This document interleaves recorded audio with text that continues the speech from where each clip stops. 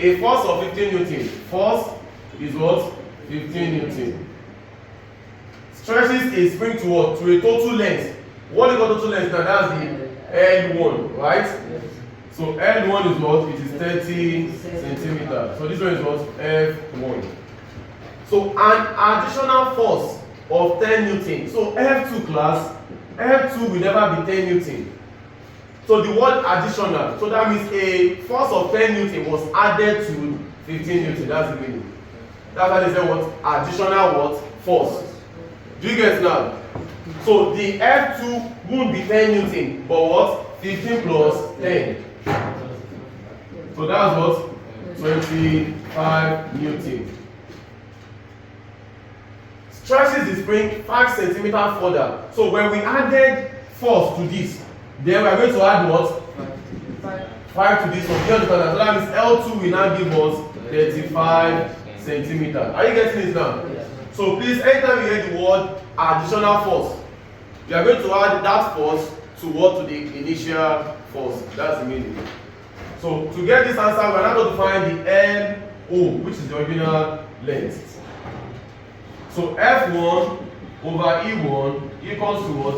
F2 over E2.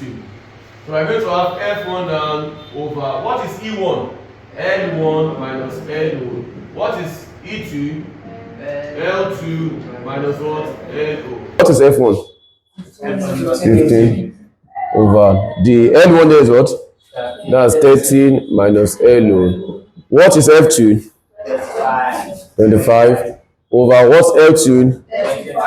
So 35 minus LO. So if you decide to cross multiply, so we said 15 now, we multiply 35 minus LO equals what? 25.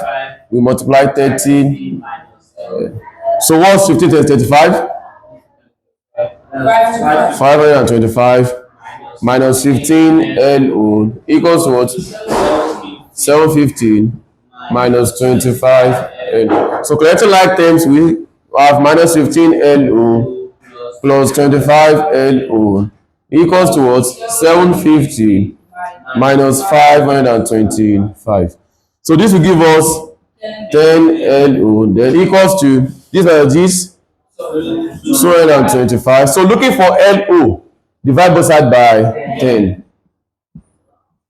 So 10, we cancel this. So we are going to have LO to be 22.5 centimeters. So like I said, whenever you have the word additional force, so you are going to add that force to the initial force. So same thing with the length.